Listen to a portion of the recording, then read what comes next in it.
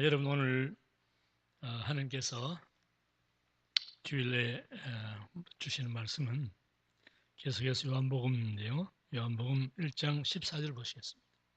한 절 말씀만. 다 같이 합독하겠습니다. 시작. 말씀이 육신이 되어 우리 가운데 거하심에 우리가 그 영광을 보니 아버지의 독생자의 영광이요 은혜와 진리가 충만하더라. 아멘.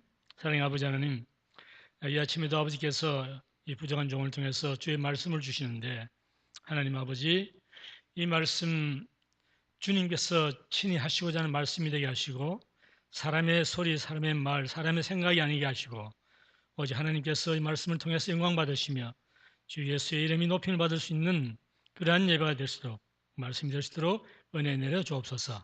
주 예수님 이름으로 기도합나이다. 아멘. 여러분 한 주간에 만나시는데 인사하실까요? 뒤에 분 손잡으세요. 뒤에 분. 사랑하는 성도님, 우리에게 참 좋은 일이 일어나고 있습니다. 반드시 좋은 일이 일어날 줄 믿습니다. 아멘. 아멘. 믿음대로 될지어다. 아멘. 우리가 지난 주일날 이 요한복음 오늘 한 절이니까 피워놓으세요. 그냥. 네. 지난 주일날 요한복음 1장 13절, 14절을 공부했거든요. 그런데 14절은 말씀이 육신이 되어 우리 가운데 거하심에 그까지밖에 우리 공부를 못했어요. 그래서 오늘 나머지 공부하고 지난주일에 말씀 나누었던 걸 잠깐 요약해서 여러분 기억나실지 모르겠지만 좀 드리겠습니다. 지난주에는 우리가 하나님의 자녀는 사람의 육정으로도 사람의 뜻으로도 사람의 혈통으로도 나는 것이 아니다. 하나님의 자녀는 예수 그리스도를 영접함으로 말미암아 하나님께로 난다. 그 말씀 우리 공부했죠? 기억나시죠? 두 번째는 말씀이 육신되어서 우리 가운데 거하시는 그 말씀 하나님이신 예수님은 우리 가운데 거하신다는 것은 우리 가운데 장막을 치셨다. 우리와 함께 사시려고 장막을 치셨다는 거예요. 그래서 장막이라 하는 것은 고정된 한 곳에 있는 것이 아니라 이동하고 다니는 겁니다. 그렇죠? 그래서 예수님은 이 땅에 오셔서 이곳저곳을 다니면서 죄악 가운데 죽어가는 인생을 살리기 위해서 그분은 생명으로 참빛으로 오셔서 사람들을 구원하시는데, 구원받은 하나님 자녀들인 여러분과 저는 이 세상이 100년, 1000년 살 것 같은 그런 집이 아니라 예수님이 쳐주시는 장막, 이동성 장막, 그것으로 우리가 분명한 인식을 가지고 이 땅에 사는 우리의 삶은 나그네요 순례자로 살면서 보다 나은 본향 천국을 향해서 살아가는 삶을 살아야 한다. 그것을 우리가 지난주에 공부했습니다. 그렇습니까? 그렇다면 오늘은 우리 가운데 장막을 치신 육신 되신 그 하나님, 예수님께서 어떤 분이신가?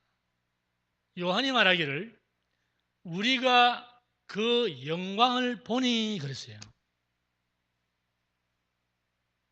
자, 여러분, 우리 가운데 장막을 치신 말씀이 육신 되신 그 하나님, 예수 그리스도, 그분의 영광을 어떻게 했다고요?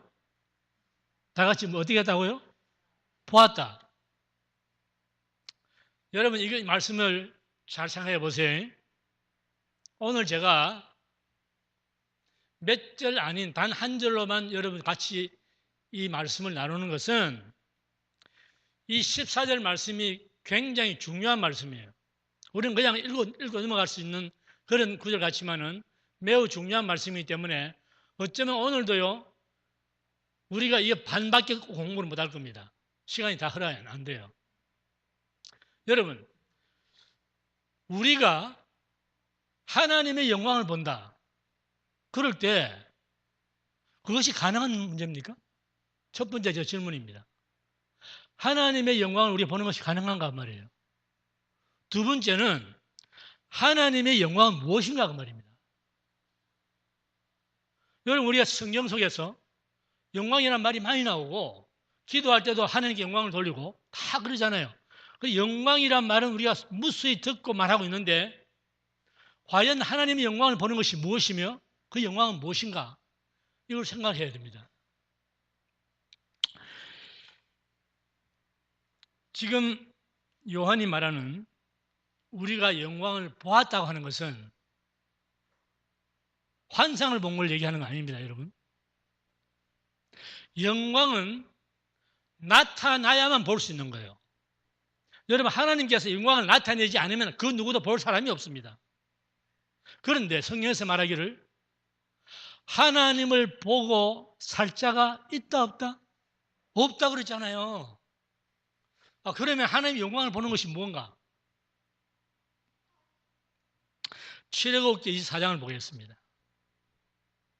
자, 여러분 이 말씀은 여러분 기억하실 좋은 말씀인데 같이 한번 읽겠습니다. 시작.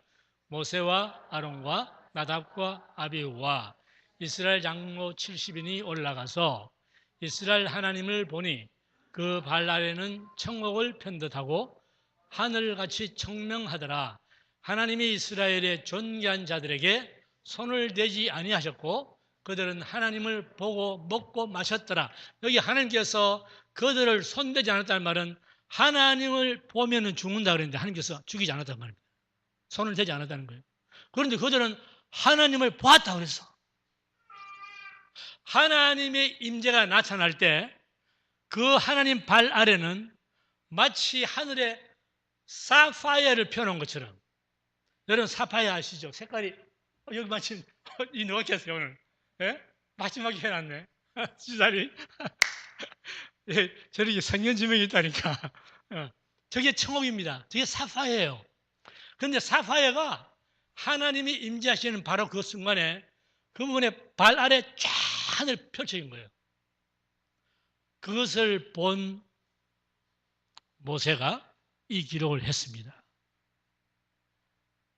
자, 여러분 하나님의 영광, 하나님의 임재, 하나님의 현존하심이 나타날 때는 우리가 어떻게 알 수 있느냐? 그것은 자연 현상을 통해서 나타나신다는 말이에요. 하나님께서 시내산에 임하실 때는 빽빽한 구름 가운데서 우레와 번개와 불과 온 산을 진동하는 지진으로 나타나시는 거예요. 자연 현상을 통해서 하나님께서 나타나심을 보여주시는 거예요. 여러분 하나님께서 우리 인간에게 그 영이시고 전능하신 그분이 나타나면 사람은 까무라쳐 죽어버려요. 전부 다. 살 사람이 없어요. 여러분. 그런데 하나님은 자연 현상을 통해서 그분이 임하시는 것을 보여주시는 거예요. 그래서 요한이 우리가 그 영광을 보았다는 겁니다. 그러니까 예수님의 영광이 무엇인지는 좀 이따 설명하겠습니다. 그런데 여러분 우리는 하나님을 보는 것을, 성령님이 임하는 것을 어떻게 알 수 있느냐? 첫 번째는 지금 말씀드린 것처럼 자연 현상을 통해서 보여야 됩니다. 여러분 오순절 날에 다락방에 모인 120문도가 성령께서 강림하실 때 그들은 불의 모가 같은 것을 보았다. 불의 해가 갈라지는 것 같은 것을 보았다. 불과 같은 자연 현상을 통해서 성령께서 임하신 걸 보여주시는 거예요. 예수님께서 세례 받으실 때 여러분 그 위에서 하늘로부터 누가 무엇같이 내렸다? 성령이 비둘기같이 내렸다. 그러니까 여러분 자연 현상을 통해서 우리는 하나님을 대면하는데, 그런데 하나님 자신을 보는 것이 아니라 하나님의 영광을 보는 거예요. 그것이 하나님의 임재하심입니다. 여러분 우리도 기도하다가 찬양하다가 혹은 여러 가지 경우에 성령님의 임재하심, 성령님의 기름 부으심 우리가 느끼잖아요. 그렇죠? 그것이 자연 현상 중에서 나타난다고 말입니다. 그 다음에 또 한 가지는 성령님께서 임하시는 것을 우리가 알 수 있는 것은 우리 마음에 감동하심을 통해서 우리가 알 수가 있습니다. 여러분, 오순절날 성령 세례를 받은 베드로가 예루살렘 거리에 뛰어나가서 주 예수 그리스도를 증거합니다. 너희가 십자가에 못 박은 이 예수를 하나님이 주와 그리스도가 되게 하셨다. 그렇게 외쳤어요. 그때에 베드로의 설교를 들었던 그 수많은 무리가 저희가 그 말씀을 듣고 마음에 찔려 성령께서 마음을 찌르시는 거예요. 마음에 찔려 형제들아 우리가 어찌할꼬 가슴을 치는 거예요.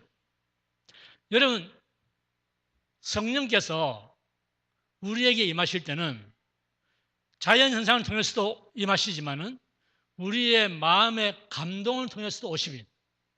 그런데 오늘 수많은 크리스찬들이 성령께서 내 마음에 감동을 하시는데도 불구하고 그것을 깨닫지 못하고 무감각하게 그냥 지나가 버리는 거예요. 그래서 은혜를 못 받는 겁니다. 여러분, 이거 지나가는 말로 들으면 안 돼요. 굉장히 중요한 말씀이에요. 우리는 많은 경우에 성령께서 우리에게 은혜를 주시려고 준비를 하시고 계신데도 내 자신이 성령님의 은혜를 받은 준비가 안 되어 있기 때문에, 다시 말해서 내 마음을 닫아놨기 때문에 성령께서 오시지 못하는 거예요. 수많은 경우에. 그런데 감사한 것은 우리 시온성 교회 성도님들은 얼마나 성령의 감동에 예민하신지 최근에 일어났던 여러분 간증을 직접은 제가 그분들이 이제 가을이 되면 제가 그분들을 여기 방사님 세워가지고 주일 설교하기 전에 내가 간증시킬 거예요. 어떤 우리 성도님 한 분은 프리웨이에서 차를 타고 가는데 벼랑간 마음에 회개하는 마음이 생기는 거예요. 그래가지고 내가 지금까지 잘못 살아왔다고 하는 것을 성령께서 깨닫게 하시는 거예요. 그래가지고 마음이 뜨거워지면서 눈물이 쏟아지는데 1시간 거리를 운전하면서 프리웨이에서 계속 울면서 운전하는 거예요. 그것이 여러분 성령의 감동하심입니다. 여러분 세상에 내 밥 먹고 내 잘 사는데 무엇 때문에 내가 눈물 흘려 운전하면서 미쳤어? 안 그래요? 성령님께서 깨닫게 하시지 않으면 감동의 눈물이 흘릴 수가 없는 거예요. 두 번째 어떤 성도님은 최근에 일어났던 일입니다. 저는 간략하게 얘기하면 소개만 해드리는 거예요. 그분들이 간증해야 되기 때문에. 이분은 차를 2대를 가지고 와이프하고 따로따로 어디를 갔는데 그러니까 집에 올 때 따로따로 올 수밖에 없죠. 하나님께서 그러니까 역사하시는 거예요. 그 1시간 넘게 가는 먼 거리를 둘이 따라갈 수가 뭐가 있습니까? 그런데 하나님께서 그걸 하셨다니까. 집으로 오는데 벼랑간 그분도 후리를 타서 집으로 오는데 차 안에서 갑자기 성령께서 그냥 자기 영문도 모른대요. 그냥 갑자기 눈물을 팍 터뜨리더라는 거예요. 그래가서 막 눈물을 흘리고서 걷잡을 없이 눈물이 흐르니까 운전을 제대로 못해. 그런데 간신히 1시간을 운전해가 집으로 왔어요. 집에 와서 아내하고 같이 얘기를 하는데 그 자기 간증을 했어요. 그랬더니 아내도 그걸 들으면서 같이 우는 거예요. 1시간을 같이 또 울면서 클리네스 박스가 다 없어졌어. 그러한 성령의 감동이 있었습니다. 여러분, 우리는 이러한 성령의 감동하심을 우리가 받으면서도 깨닫지 못하는 경우가 있다 이 말입니다. 성령께서 우리에게 임하실 때는 조건은 단 하나밖에 없습니다, 여러분. 누가복음 1장 53절에 보면은 줄인 자, 영혼이 줄인 자, 심령이 줄인 자에게 배부르게 하신다. 그러나 부자라고 하는 자는 공수로 보내버린다. 하나님은 나는 부자라, 나는 내 마음 문 닫아놓고 나는 내가 다 잘났으니까 그렇게 하는 사람에게는 성령께서 오시지 않습니다. 성령님은 우리가 마음을 낮추고 하나님 앞에 겸손히 엎드릴 때, 나 자신을 낮출 때, 그때 성령님께서 오시는 거예요. 근데 우리 시온성 성도님들은 간증을 제가 들어보니까 동일하게 프리웨이를 운전하다가 그랬어요. 근데 왜 그런가 제가 가만히 생각해 봤습니다. 그랬더니 23년 전에 제가 5번 프리웨이를 타고 LA를 나가다가 성령을 받았거든요. 여러분, 목사님이 그렇게 받으니까 여러분도 그렇게 받으시는 것 같아. 근데 여러분, 그건 농담이고, 보세요. 여러분, 성령님은 운전하는 중이든지, 기도하는 중이든지, 찬양을 부르는 중이든지, 말씀을 듣는 중이든지, 성경을 읽는 중이든지, 골방에서 여러분 기도하시는 중이든지, 어느 곳에서든지 성령님은 우리에게 찾아오십니다. 한 가지 조건은 우리의 마음을 비워야 한다는 것입니다. 여러분, 내가 내 자아의 문을 꽉꽉 닫아놓고 성령님 아무리 소리쳐 불러도 오시지 않습니다. 마음을 내려놓고 성령님을 초대하시면 성령님께서 여러분의 마음에 임하실 줄 믿습니다. 영광을 본 것은 영광이 나타났기 때문입니다. 예수님께서 성육신 하시기 700년 전에 이사야 선지자는 이러한 예언을 했습니다. 그게 없어요? 이사야 40장 5절, 네, 다 같이 시작. 여호와의 영광이 나타나고 모든 육체가 그것을 함께 보리라. 대저 여호와의 입의 말씀, 하나님께서 친히 하시는 말씀인데 여호와의 영광이 나타난다. 모든 육체가 그것을 다 볼 것이다. 예수 그리스도께서 하나님의 영광을 가지고 오셨어요. 우리가 다 그것을 보았습니다. 여러분, 예수님은 그 공생애를 시작하실 때 첫 번째 표적을 요한복음 2장에 있는 것처럼 갈릴리 가나에서 나타나셨어요. 그분은 잔치집에서 물로 포도주를 바꿨습니다. 그런데 여러분 보세요. 예수님께서 만드신 포도주는 무슨 알코올이나 포도주를 따서 즙을 내고 이렇게 배합해서 만들어낸 포도주가 아니에요. 10년, 20년 묵혀서 만들어낸 포도주가 아니에요. 예수님의 포도주는 단순히 말씀 한마디로 만들어내신 포도주입니다. 거기에서 예수님이 물로 포도주를 만들었을 때 그의 제자들과 그 자리에 모였던 모든 사람들이 예수님의 영광을 보게 되는 것입니다. 요한복음 2장 11절 한번 보세요. 시작. 예수께서 이 처음 표적을 갈릴리 가나에서 행하여 그 영광을 나타내심에 제자들이 그를 믿더라. 주님께서 물로 포도주로 바꾸는 이 표적을 행함으로 말미암아 제자들이 주의 영광을 보고 믿게 되는 것입니다. 뿐만 아니고 여러분 잘 아시는 것처럼 변화산의 사건도 마찬가지입니다. 변화산에서 예수님께서 그 얼굴이 해와 같이 빛나고 그 옷이 빛처럼 밝게 나타나신 그 현장도 예수님의 영광이 드러난 사건입니다. 그래서 베드로가 이것을 이렇게 간증을 했습니다. 다 같이 시작. 우리 주 예수 그리스도의 능력과 강림하심을 너에게 알게 한 것이 공교히 만든 이야기를 쫓은 것이 아니요 우리는 그의 크신 위엄을 친히 본 자라. 지극히 큰 영광 중에서 이러한 소리가 그에게 나기를 이는 내 사랑하는 아들이요 내 기뻐하는 자라 하실 때에 저가 하나님 아버지께 존귀와 영광을 받으셨느니라. 아멘. 아멘. 예수님께서 풍랑 이는 갈릴리 바다를 걸으시고 죽은 자를 살리시고 오병 열어서 수많은 무리를 먹이시고 12광지를 남기시는 이 표적들은 그분이 하나님의 아들이심을 나타내는 그분의 영광이다 그 말이에요. 여러분, 우리 많은 사람들이 오늘날 기독교 안에도 수많은 사람들이 어떤 생각을 하냐면은 아니 예수님이 무지로 걷고 떡 5개 생선 2마리 가지고 5,000명 먹이고 아니 10,000명 먹이고 아니 수많은 사람을 먹이고 12왕절에 남고 이거 무슨 매직 하는 소리야?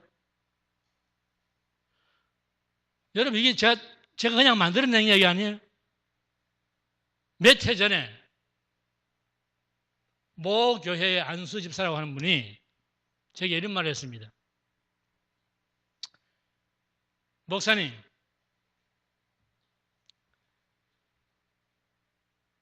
세계 4대 성현이라고 하는 사람들 누구죠?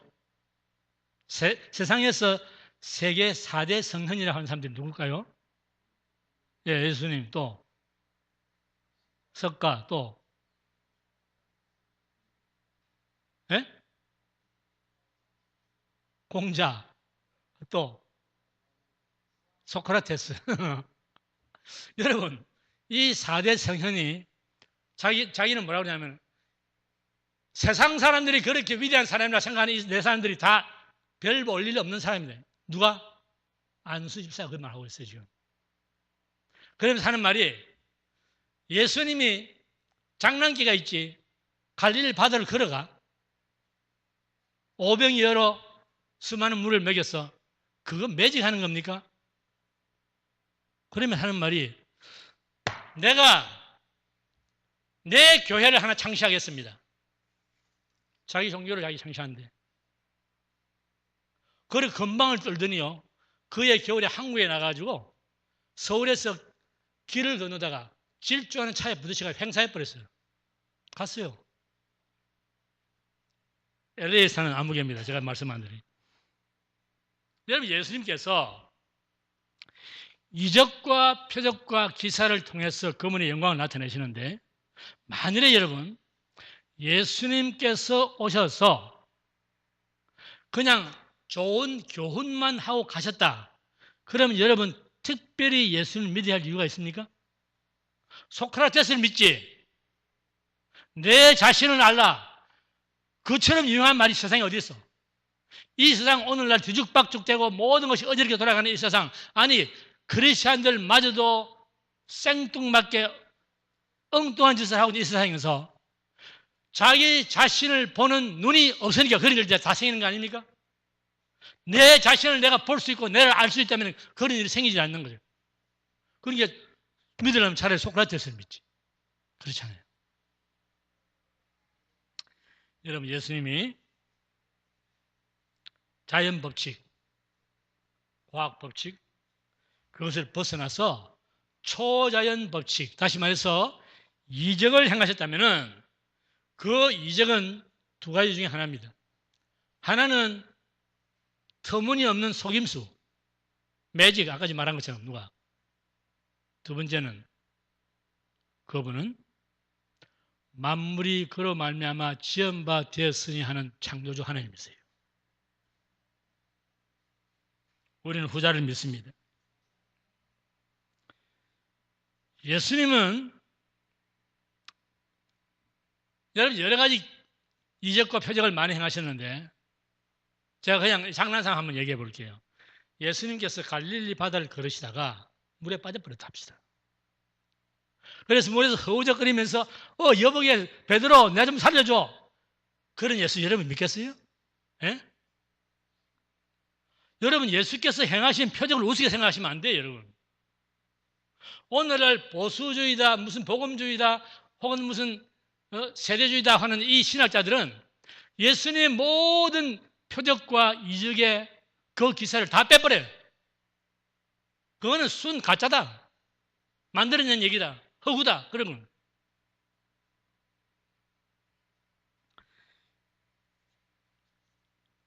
여러분 예수님께서 이 땅에 오셔서 우리 죄인을 죄악 가운데서 살리시고 구원해서 영생하는 조의 생명을 주신 그것은 여러분 이 온 우주의 가장 완전한 기적입니다. 여러분.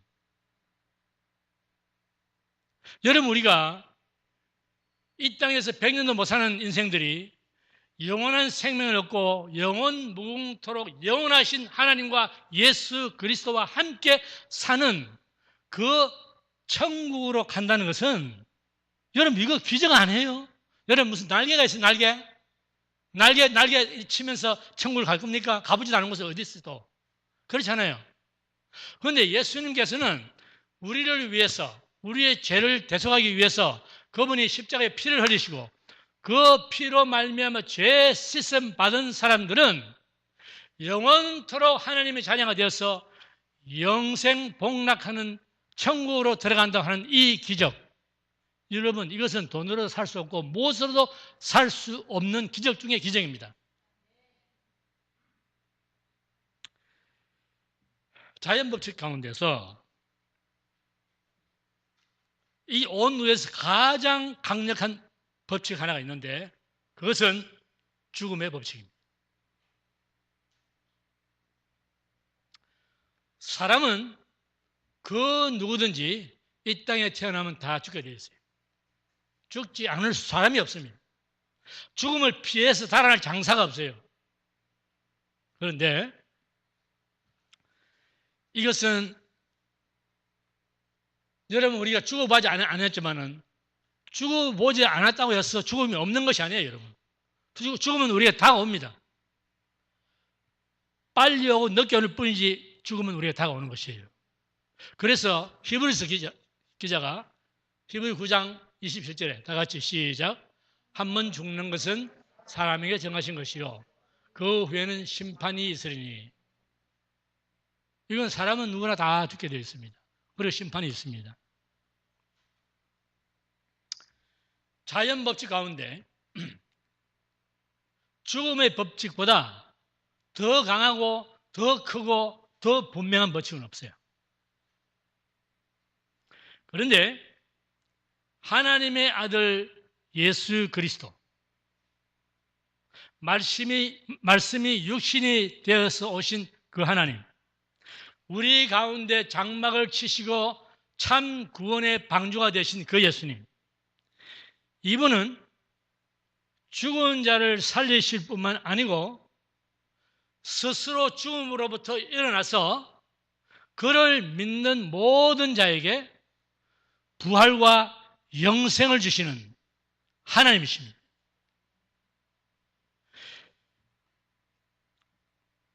여러분 이것이 예수님의 독생자, 하나님의 독생자의 영광이에요. 예수님께서 요한복음 11장에 보면은 나사로가 죽었을 때 그 누이 마르다 마리아 예수님께 주께서 이곳에 계시더라면 내 오라비가 죽지 않겠습니다 라고 말할 때 예수님 하신 말씀이 내가 부활이요 생명이니 나를 믿는 자는 죽어도 살겠고 무릇 살아서 나를 믿는 자는 영원히 죽지 아니하리라. 이 말씀을 하신 주님께서 나사로의 무덤 앞에 가서 다시 한번 말씀하십니다. 나사로를 살리기 직전에 다시금 그 너희들에게 말합니다. 네가 믿으면 하나님의 영광을 보리라. 오늘 이 시간도 예수님께서 우리의 동일한 말씀을 하십니다. 사랑하는 시온성 성도 여러분이요. 여러분도 믿으면 나의 영광을 보리라.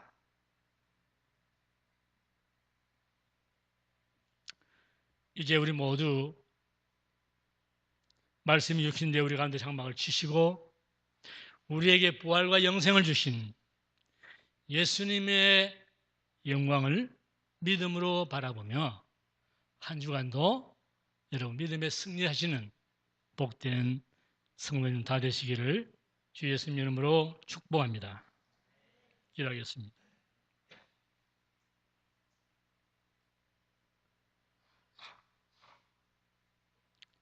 사랑하는 하나님의 믿음의 권속 여러분, 오늘 이 아침에 우리가 말씀을 나눈 것은 우리 믿음의 본질에 대해서 하나님께서 말씀하셨습니다.